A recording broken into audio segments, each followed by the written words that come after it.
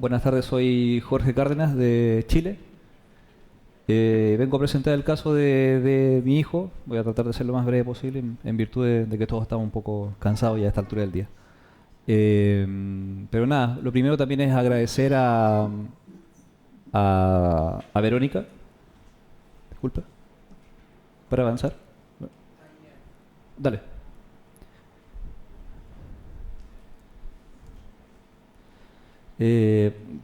Por supuesto, el agradecimiento dale. El agradecimiento a Verónica y a Eduardo por la posibilidad de participar acá y que fueron ellos también muy importantes en todo el proceso de que Diego tenga al menos un camino, una opción. Él es mi hijo Diego, tiene ahora esta foto desde septiembre, en las fiestas patrias en Chile. Y nada.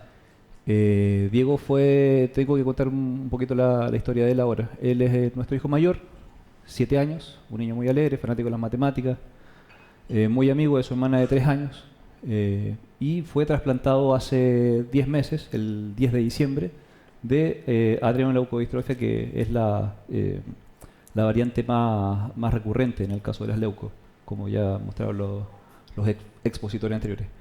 Fernanda y yo somos los padres de Diego y estamos convencidos de que su detección temprana, oportuna, fue la que nos llevó a detener el avance. Por supuesto no fue fácil y para esto, también se dijo antes, nosotros tuvimos la ventaja de que hubo antecedentes familiares para llegar al momento de Diego con alguna posibilidad. Estos son dos primos de Fernanda, Ignacio y Pablo, ambos fallecieron.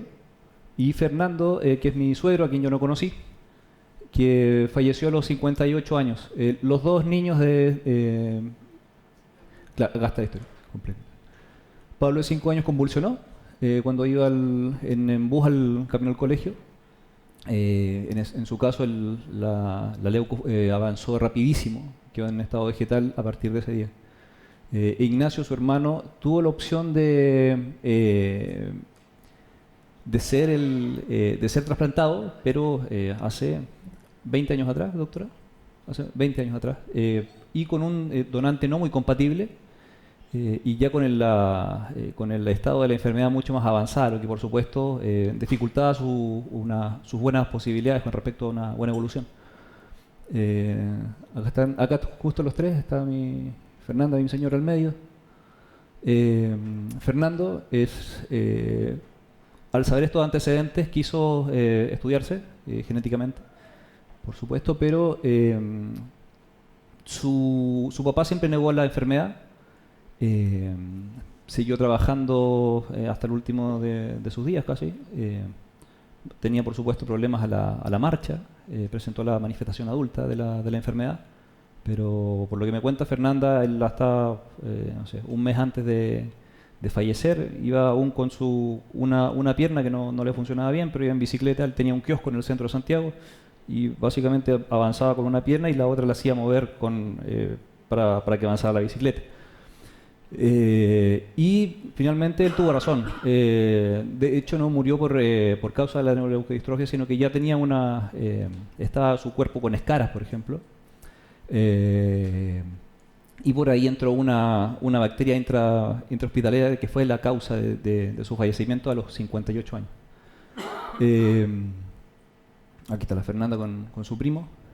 Fue el primer trasplante realizado en Chile en la Universidad Católica. Estoy acá con la doctora Bistro, que va a dar unas palabras también. Y bueno, sus síntomas ya eran irreversibles y falleció a los 13 años. Conocí a Fernanda cuando cuando su papá estaba por fallecer, sin saber lo que se venía. A mí me habían contado, era casi una idea. Pero por supuesto, nosotros cuando nos hicimos pareja, teníamos muchas ganas de ser papá, y lo hicimos. El 5 de abril del 2012 está Dieguito. Por supuesto, siempre con el fantasma de los antecedentes familiares anteriores, decidimos, hubo un momento muy importante que fue la primera consulta pediátrica, y lo que nos reforzó ir donde la genetista, esto ya a los días de vida, por supuesto, la primera semana. Y la genetista, por supuesto, nos mandó a hacer el examen el examen genético. Lo mandamos a Estados Unidos y nosotros ya a los 2 meses de vida sabíamos que Diego era portador. Teníamos una bomba en las manos que en algún momento tenía que estallar, pero también teníamos mucha información y teníamos tiempo. Que es lo fundamental en esta enfermedad. Es una carrera contra el tiempo, pero si uno está organizado, que fue lo que tuvimos que armar un equipo a la rápida con Fernanda, conocer gente. Hay gente que acá ha sido muy importante, incluso por supuesto Vero y Eduardo, pero veo a Débora acá en Brasil, que con ella conversé la semana antes del trasplante de Diego, y también me dio mucha información. Entonces, eso es lo que también quiero reforzar, que nosotros estamos acá en un grupo privilegiado, porque en este grupo están las próximas personas, los próximos niños, el próximo hijo, el próximo primo. Alguien se va a salvar de acá. Entonces, es una gran noticia la que estamos contando. Y por eso estamos organizados y por eso vamos a ir aún más organizados. Bueno, mandamos el examen al Johns Hopkins en Estados Unidos. Ahí, claro, confirmó la mutación y el aumento de los ácidos de cadena larga. Fue un golpe durísimo, por supuesto. Tratamos de acceder a toda la gente. Desde España, ELA fue muy importante. En Francia también tuvimos comunicación con el doctor Obor. Visitamos a cada uno de los médicos que alguna vez trataron a los médicos de Fernanda para ganar tiempo. Aunque Diego no tenía síntomas, tenía 6 meses, pero fuimos a donde el médico de la Católica que hizo el trasplante, conocimos al genetista que diagnosticó la enfermedad del papá de la Fernanda, nos reunimos básicamente con todos. Y lo que hicimos finalmente fue, disculpe la expresión, pero estamos en el culo del mundo en Chile, somos una lombriz, como ustedes dicen, pero no hay problema. Nos supimos organizar de la siguiente forma. Tratamos como no hay un equipo completo que trate las adrenoleucodistrofias o cualquiera de las leucodistrofias, tratamos de tomar al mejor elemento de cada área. Tomamos una buena genetista, tomamos un buen endocrinólogo, también hicimos con su pediatra, estaban todos trabajando juntos. Gracias a Eduardo y a Verónica nos pusimos en contacto con el equipo médico en Boston y en Duke, y de repente nos dimos cuenta que estábamos hablando con los mejores, estábamos hablando con Messi y con Neymar de las leucodistrofias. Y eso también se generó a través de la Fundación Lautaro. Ahí está con su abuela, el Dieguito, ya como a los 3 años. La recomendación de los especialistas fue hacer las resonancias magnéticas a partir de los 3 años, cada 6 meses, que por supuesto tratamos de cumplir religiosamente. Y nos habían advertido los médicos de que íbamos a tener un periodo de tregua, que a lo menos de los 5 años para adelante sabíamos que la bomba en algún momento iba a explotar. Seguimos trabajando con tranquilidad, revisando los papers, traduciendo, tratando de generar tener todos los contactos posibles, que no se nos escapara nada. Empezamos a visitar especialistas desde oftalmólogos, endocrinólogos, tratamos de tener todo, con especialistas sus profesores sabían de que tenían que revisar sus movimientos para ver si había algún problema de la falla. Básicamente lo que quiero expresar que lo hice público, que me tuve que abrir, que me tuve que mostrar, porque de la otra forma estaba perdiendo tiempo, y en esta enfermedad el tiempo es, como ya lo hemos dicho un montón de veces, muy valioso.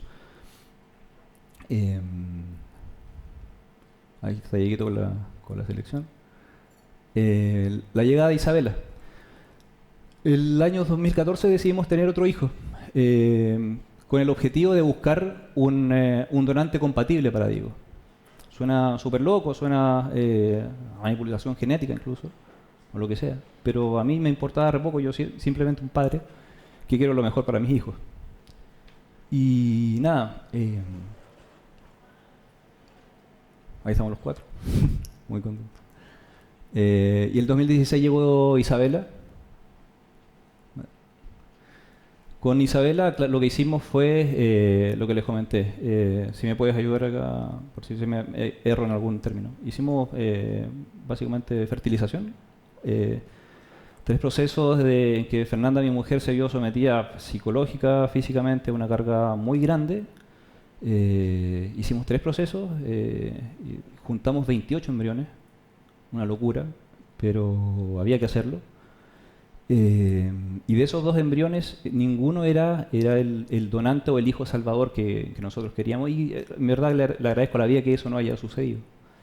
Porque lo que pasó fue que de esos 2 embriones habían 2 sanos, pero portadores, lo que implicaba automáticamente que eran femeninos.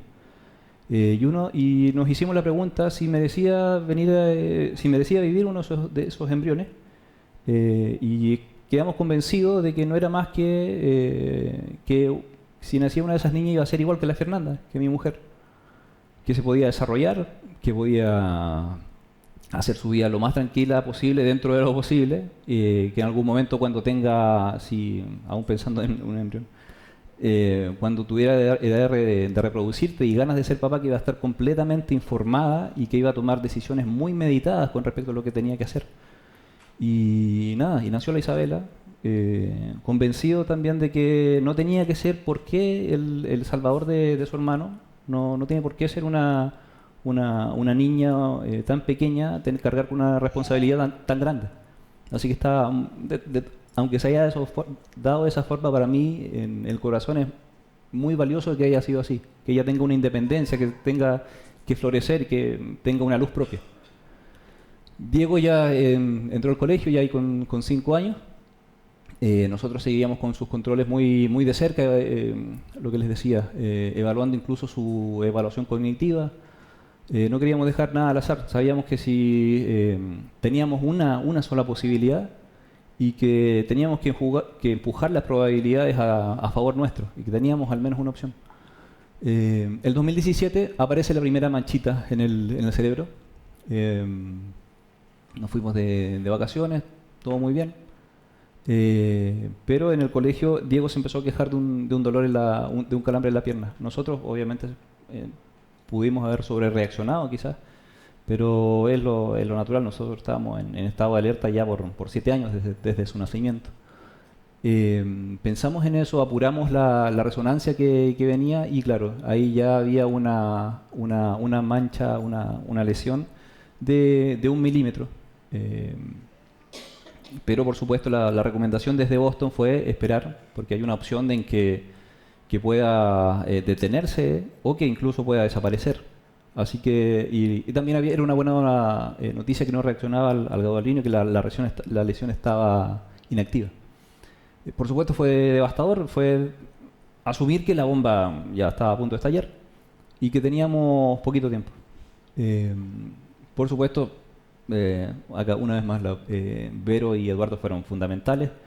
Se nos pasaron todas las ideas por la cabeza. Vero nos comentó lo que pasó, que hicieron una gran campaña. Nosotros también la contemplamos, pero una vez más era pensar que no podíamos dejar pasar tiempo, que teníamos que actuar ya. Pero de todas formas en Boston nos dijeron esperen, y en la siguiente resonancia ya la manchita había crecido, estaba en un score de 2 a 3, creció de 1 milímetro a 11 milímetros, continúa inactiva, continuaba, y nada, fue una confirmación de que había que actuar rápido, que había que actuar ya. Buscamos por todos lados. Yo coticé en Boston, coticé en Duke, coticé en otro lado en Estados Unidos, coticé en Sao Paulo, coticé en la Austral. También el doctor Martino revisó resonancias de Diego. Se lo agradecí antes, pero se lo agradezco una vez más públicamente. Y nada, fue en una premura, con muy poco tiempo, había que tomar la decisión ya. Lo hicimos en la Universidad Católica en Chile, casi sin darnos cuenta. Siempre Chile fue la última opción para nosotros. Solamente hay 3 casos. Solo había 2 casos antes de Diego. Diego fue el tercero. Y los 2 habían salido con malos resultados. Entonces, por supuesto, si Boston me decía, aunque me cobraran $2 millones, si me decían, acá te vamos a dar una opción recontra real, yo iba a dejar la vida por irme allá y no hacerlo en Chile. Sin embargo, en un momento nos dimos cuenta que el doctor Barriga, que fue la persona que trasplantó y su equipo, que trasplantó a Diego, estaba muy comprometido con Diego porque ellos también tenían una historia particular, ya que habían trasplantado al primo de Fernanda que falleció. Entonces ahí había un tema que yo como papá pensé, este doctor y su equipo van a hacer todo, no van a dejar nada al azar. Y eso es lo que yo quería compromiso. Y lo que también hizo la diferencia es que el doctor Barriga y la Universidad Católica tienen acceso al Banco Internacional de Donantes. Y eso, por supuesto, fue fundamental porque básicamente yo estuve en una reunión con Francisco Barriga y le comento que necesito una respuesta ya.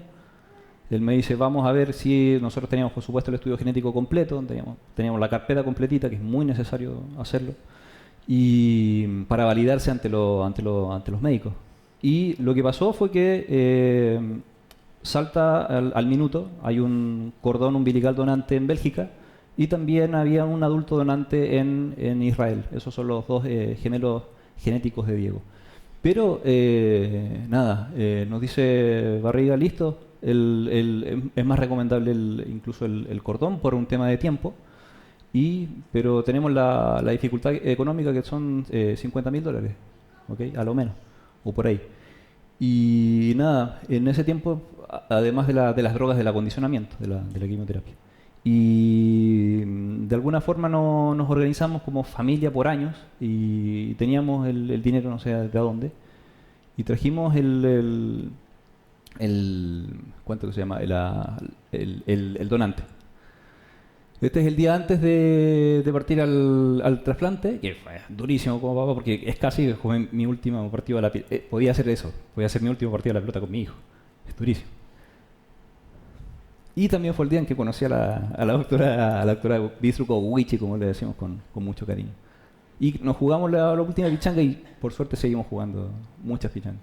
Que son los partidos de fútbol, como el picadito que le dicen ustedes. Este es el momento del trasplante. Diego ingresa los primeros días de diciembre al Hospital Clínico de la Universidad Católica. ¿Estoy bien? Sí. Y luego de la semana de quimioterapia, 3 o 4 sesiones, acá en la esquina está cómo va pasando, eran básicamente 20 o 25 centímetros cúbicos de sangre, que era lo que tenía. En eso estaban los $50.000 y en eso estaban todos los 6 años y medio previo en que nos habíamos jugado todo con la Fernanda. No es más que una transfusión sanguínea, como se ve.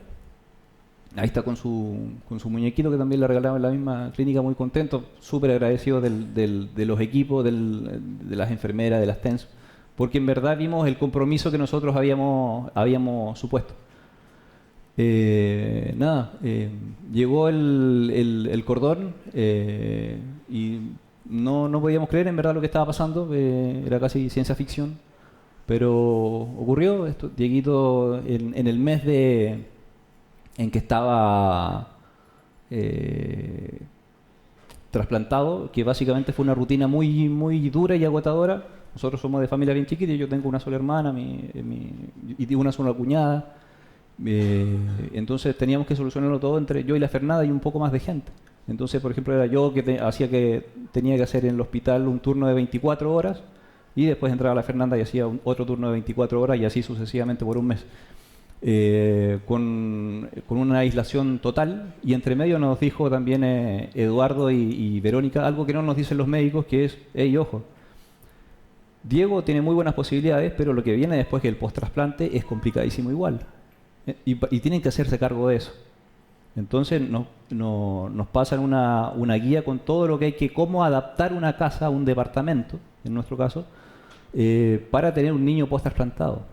Tuvimos que sacar la alfombra, tuvimos que sacar las toallas, tuvimos que sacar los peluches, tuvimos que sacar las plantas. No había mascota, pero si había mascota se iba también. Tuvimos que cambiar todo. Teníamos que lavar por lavavajilla para Diego, todo completamente sanitizado. Yo aún cuando entro a la casa llego y me saco los zapatos, o no ando en transporte público, llego y si veo que hay alguna persona que tosió cerca mío, lo que hago derechamente, tenemos una serie de bolsas en la entrada de la casa, metemos la bolsa, nos vamos a bañar, me baño y recién ahí saludo, hola Dieguito, ¿cómo estás? Y empezamos la vida normal. Pero es así, es bravo, es rígido, teníamos que hacer todo, teníamos que hacer la otra vez lo conversamos con la Fernanda, eran como 250 cosas que había que hacer, pero las hicimos con tiempo y para lograr una decisión informada y meditada. Y lo que es súper loco, porque básicamente hacer todo eso, hacer 7 años, un seguimiento muy extenso, muy detallado, muy conciso, muy repetitivo, lo que nos daba era una ficha en el casino para jugar con la vida de mi hijo, para ver si salía bien o no. Y por suerte, o no por suerte también, por la ciencia, salió bien. Ahí está, bueno, este es la Navidad la pasamos en el hospital, por supuesto. Que fue también muy fuerte como papá. Y nada, después hemos seguido ahí con un librito, muy linda sonrisa del niño. Lo voy a dejar ahí que está más lindo. Y nada, le dan el alta a Diego el 28, son un mes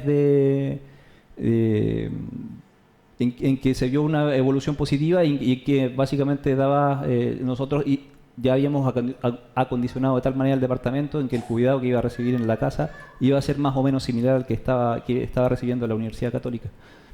Y nada, por supuesto el post-trasplante ha sido muy complicado.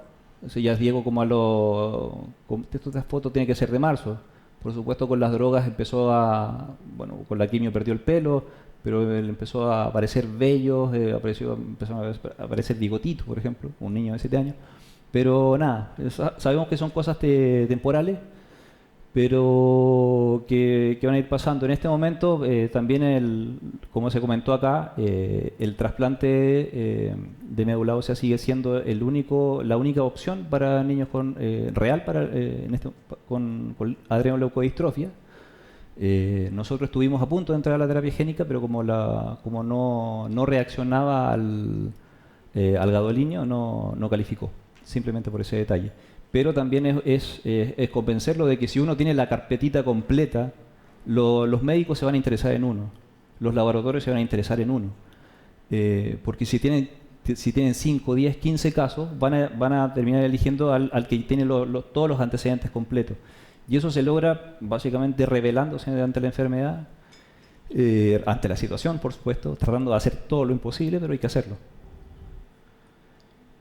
Ahí Dieguito ya como esta foto tiene que ser más actual. Y esta foto ya debe ser como de junio. Diego le cambió el pelo, ahora es crespo.